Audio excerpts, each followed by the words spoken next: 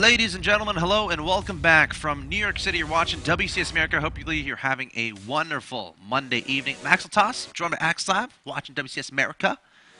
Oz falling to Sage. Sage looking like a monster. He hasn't dropped a map. Didn't drop a map today.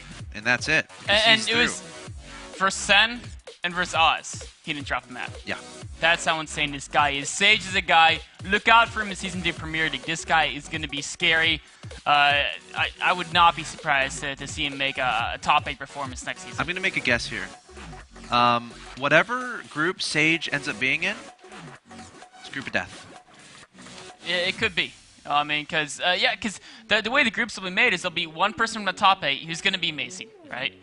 Because the top 8 of last season, it was all amazing. And it was like Moonglade, Snoot, and Alicia, then a lot of the top players. Crank. Yeah, Alicia, Crank, Ryung, Hero, Revival. Yep. A very insane list. So it's going to be one guy who's insane. It'll be Sage in his group. It'll be someone who made it through the Challenger League bracket, one of those 8 players. They're all really good. Like, they're all very good as well. So it's going to be an insane group. Of course, today this is the group we had with Sen, Sage, Phoenix, and Oz. Opened up with Sage taking out Sen 2-0, and then Oz taking one game off Phoenix, and then Phoenix actually had some internet problems. So he had to forfeit game 2. And then that's why we see in the loser match, you didn't miss that. Sen and Phoenix didn't actually happen. It's he's still been unable to get his internet to work correctly for him, and so he's just not able to play out this group. Very unfortunate there for Phoenix. So Phoenix will unfortunately not be in WCS America. Of course, that means either Oz or Sen. That's going to be our last match of the night. It's going to be Oz versus Sen. It's going to be a best of 3. The winner will advance to the Premier League of Season 2 WCS America, and the loser will go to Challenger League of Season 2 WCS America. And these are 2 players. It could go either way. Gosh, I can't even predict it though. The loser of this match will be in the Challenger League, but they're going to be like a beast in the Challenger League next season. Although, I mean, I guess they were in the Challenger League this season and weren't able to make it through, so WCS America is insanely stacked, guys. Yeah. It's unbelievably stacked how rough of a competition this is. It's just like crawling through this Challenger League is an absolute nightmare. Whoever's the best on a particular day, seems to be the theme here. But coming up soon, we got Whirlwind, Oz versus Sen. Whirlwind's going to be the first map. I think every map so far has been Belcher Vestige first map. Yes. Which is interesting. This is a little bit of a change-up. Not to have that as the first map. So, checking out the videos, nobody vetoed... nobody vetoed Belcher, so we're still going to see it in the later rounds. I think second map was chosen. No, you know what? Has anyone ever vetoed Belcher Vestige in entire WCS? I would be very interested in seeing. I can't, It might be 0 vetoes. I'll be honest, I haven't memorized. But, that's a great point. I feel like there might actually be 0 vetoes with Belcher. And we've seen, like, we've seen a couple hundred games. That's actually insane to think about it. Whirlwind is rarely vetoed. Yeah. It's probably... Whirlwind and Aquilon are rarely vetoed. You know what? I'm going to look up the stats and just see the map vetoes, because I'm sure there's stats somewhere out there as far as what are the most vetoed maps, what are the least vetoed maps, and stuff like that. I don't know. It's just interesting stuff to look at, but... Here we are in Game 1 of this best of 3. Winner goes to WCS America Premier League Season 2 in the top right. I present to you your Red Zerg player from Team Gamma Bears. He is Sen. Sen from Taiwan, 4th place at the Global WCS Finals last year in 2012. Many 3rd place finishes in Premier events. Not something you necessarily want to have on something that you're known for, but... Well, it's better than 3rd place, right? I mean, 3rd place is pretty darn good in a lot of these events. So, obviously, you'd rather have 1st or 2nd. Yes. It's funny. TLO was tweeting out because he always makes top 8 in Premier events, right? But then he's unable to get further than that. And he's like, I'm having a Stork curse, because Stork is famous in Brood War for getting 2nd in every Brood War championship. Stork had like 6 silver medals. Wow. He's like, I have a Stork curse, except it's top 8 instead of 2nd, so not quite as good. It's a pretty big first world problem though, because when you're getting top 8 in a bunch of premier events, that means you're really good at StarCraft too. Or for Sen, top 3. Yep, exactly. But Sen's opponent in the top left of Whirlwind is your blue Protoss player from Team Evil Geniuses. He is Oz. Having trouble getting stuff going in WCS America, has yet to win a match, unfortunately. Though I guess he technically got a walk over Phoenix, so I guess you can consider that. But MLG Summer Arena 2012, top 4, winner arena, 4th place. Very solid Protoss player. Can he make it happen here against Sen? You know, one thing that's interesting is he's playing very safe, which I kind of like. He went ahead and pylon blocked Sen, so you can build the hatchery. And when you pylon block the Zerg, the safest thing to do is then get the Forge before the Nexus. A lot of times, Protoss like to build Nexus before Forge. But if you're already delaying everything by building that second pylon, then if you get the Nexus before a Forge, it's kind of risky, because if the Zerg sees you doing this, they can ignore the pylons, send the first 4 Zerglings across the map, and you're going to be in kind of a pickle to try to get the wall up in time, because you will not have a cannon up if you went and got the Nexus first. But Oz, of course, got the Forge first, then Nexus, and so we'll have no problems at all with this defense. And the Nexus is still, look, it's still halfway done before the hatcheries really started from Sen. Which is also partly because Sen did take that 3rd base a little bit later. Yeah, of course, Oz being annoying there at the natural, placing a pylon there, it was taken out, and then putting a pylon there at the 3rd, and then canceling it. Very, very annoying with his first probe. This is something that really frustrates a lot of Zerg players I know. Every Zerg player I talk to, it's like, how do you feel when Protoss pylon blocks your natural? Do you feel it slows them down more, or are you down? Happy. They are really annoyed, and they're like, I don't know why every Protoss doesn't do it. And of course, talk to Protoss players, and you're like, well, it's expensive, you know, it slows my development down as well. But it definitely frustrates the heck out of a Zerg. Why does it look like a complete wall off to me? There's a spot below the Forge. Wow, the bushes, the trees. Yeah, the bushes go to an angle, and you can't actually. There you go. See. I still can't see it. Marcus, can you rotate it again, please? I can't. No. Wow, that zealot. It's like in the trees. That'd be annoying. I'm a tall guy, so when I'm I don't simply walk under trees, branches. I have to duck my head a lot. That's a pretty tall tree. Yeah. Well, the zealots are tall themselves, you know. What? How tall are they? I don't know exactly, but I'd say like 9 or 10 feet. Like, if you look at them compared to a Marine Marine's already in a giant suit, right? Sure. The Zealot's considerably taller than a Marine, so it's got to be at least like 9 or 10 feet tall. That's scary. Yeah. You would not want to go face-to-face with a Zealot. God. He would rip your arms off with barely any effort at all. All right.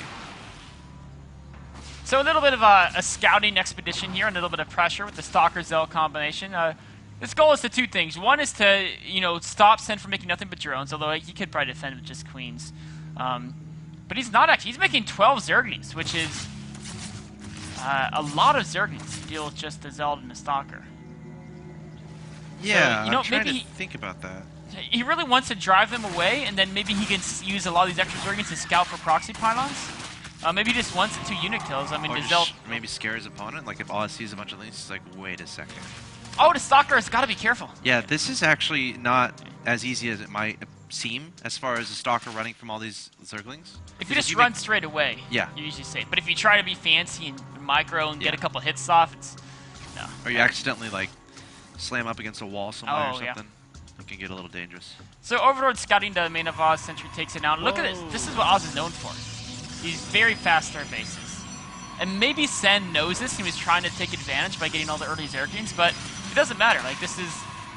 Oz is known for, like, never losing these third... Oh, Sentry. The Sentry is so important. Okay.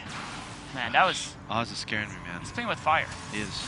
He wants to stay close because he doesn't want the Zerglings to kill the Nexus, right? Oh, we can trap those. Oh, he does. Oh, wow. Great force fields there from Oz. But you don't want to trap yourself in with the Velociraptor.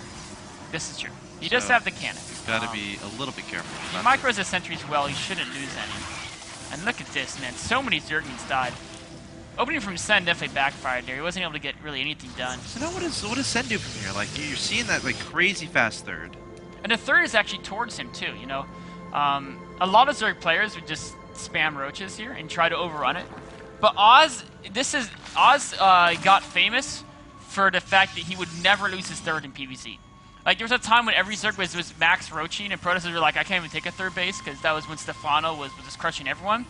And Oz was the first player to say, no, you just take the third super fast, and then you just make a bunch of sentries and stalkers, and you micro well, and you're not going to die to roaches. Yes. So I would never try to just smash Oz by massing units and trying to run over his third. That's not a good approach. we see Senate is not going to try that either. He's going for the Zerglian upgrades. He's getting the Baiting Nest. So he's I think that Baiting Nest is a just in case Oz turns this fast third into a mass gateway attack. Like what happened on Star Station. Exactly. Except without a third, but as far as the a similar idea. Yeah. Just smashing brute force gateway units. And the question is, where does Sen want to go from here? He could go to Spire, which is a very popular whirlwind, or he could try to tech up for Ultras. But he has to make a decision at some point because Oz is going for Blink Stalkers, and while Stevens can do okay against them, he's actually going to get dropped. Oh, this is cool. Mushroom almost got taken out. But Oz having to recall to get out of there and save it. But yeah, drop on the way. Baneling drops could be a thing. I think he's definitely going for a big Baiting attack, and Oz has a lot of sentries, which aren't that great against drop play, and of course he got a lot of sentries because his third is so close to the Zerg. You have to get the sentries to make sure you're safe in case they do something like spam roaches at you, and so it's not like it was a mistake. His hallucination scout is going to be very useful. He's looking for a Spire. He's worried it might be Spire. He's also looking for Fast Hive, and seen the Baiting Nest.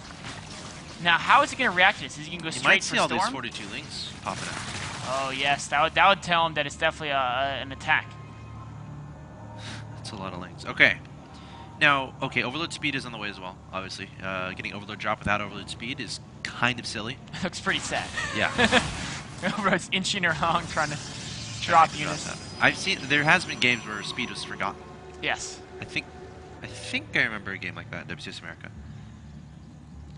Now Oz is actually trying to attack. He has tons of force fields, so in a straight-up engagement he can deal with those Zerglings. But with the drop play,